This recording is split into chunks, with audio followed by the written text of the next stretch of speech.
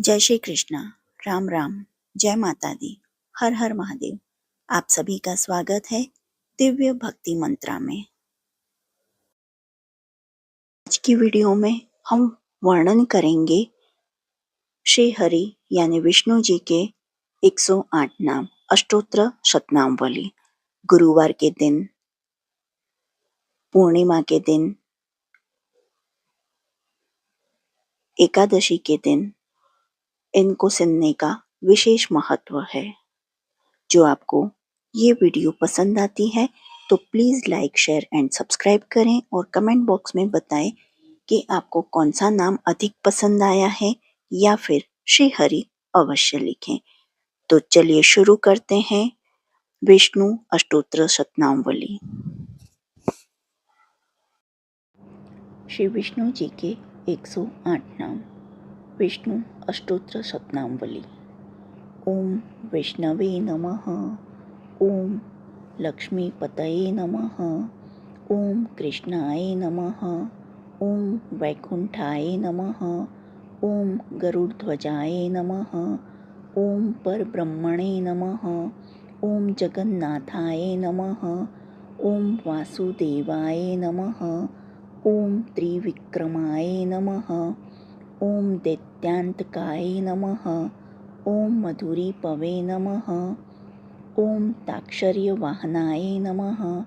ओम सनातनाय नमः। ओम नारायणाय नमः। ओम पद्मनाभाय नमः। ओम ऋषिकेशाय नमः। ओम सुधाप्रदाय नमः। ओम माधवाय नमः। ओम पुंडरीकाक्षाय नमः। ओम स्थितिकर्त्रे नमः। ओम परात्पराय नमः। ओम वनमालिने नमः। ओम यज्ञरूपाय नमः। ओम चक्रपाणये नमः। ओम गदाधराय नमः। ओम उपेन्द्राय नमः। ओम केशवाय नमः। ओम हंसाय नमः। ओम समुद्रमथनाय नमः। ओम हराय नमः। ओम गोविंदाय नमः। ओम ब्रह्मजनकाय नमः। ओम केटभासुर मर्दनाय नमः। ओम श्रीधराय नमः। ओम कामजनकाय नमः। ओम शेषशायिने नमः। ओम चतुर्भुजाय नमः। ओम पंचजन्यधराय नमः। ओम श्रीमते नमः। ओम शार्गपाण्ये नमः। ओम जनार्दनाय नमः। ओम पीताम्बरधराय नमः। ओम देवाय नमः। ओम सूर्यचंद्रविलोचनाय नमः।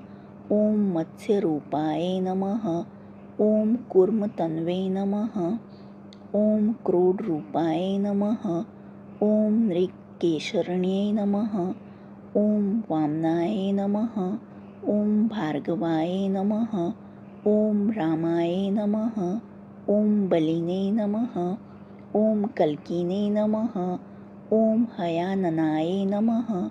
ओम विश्वम्भराय नमः। ओम शिशुमाराय नमः। ओम श्रीकराय नमः। ओम कपिलाय नमः। ओम ध्रुवाय नमः। ओम दत्तात्रेयाय नमः। ओम अच्युताय नमः।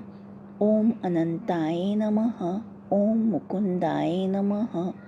ओम दधिवामनाय नमः। ओम धन्वन्तरये नमः। ओम श्रीनिवासाय नमः। ओम प्रद्युम्नाय नमः। ओम पुरुषोत्तमाय नमः।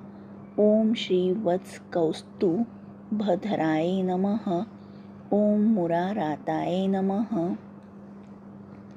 ओम अधोक्षजाय नमः। ओम ऋषिभाय नमः। ओम मोहिनी रूपधारिणे नमः। ओम षड्कर्षणाय नमः। ओम पृथ्वे नमः। ओम क्षीराब्धिशायिने नमः। ओम भूतात्मने नमः। ओम अनिरुद्धाय नमः। ओम भक्तवत्सलाय नमः। ओम नराय नमः। ओम गजेन्द्रवरदाय नमः। ओम त्रिधाम्ने नमः। ॐ भूतभावनाय नमः। ॐ श्वेतद्वीपसुवास्तवयाय नमः। ॐ सनकादिमुनिध्येयाय नमः। ॐ भगवते नमः। ॐ शङ्करप्रियाय नमः। ॐ नीलकान्ताय नमः। ॐ धराकान्ताय नमः। ॐ वेदात्मने नमः। ॐ बादरायणाय नमः। ॐ भगीरथी जन्मभूमिपादपद्माय नमः। ॐ सप्तामप्रभवे नमः। ॐ स्वभुवे नमः। ॐ विभवे नमः। ॐ घनश्यामाय नमः। ॐ जगत्कारणाय नमः। ॐ अव्याय नमः। ॐ बुद्धावताराय नमः।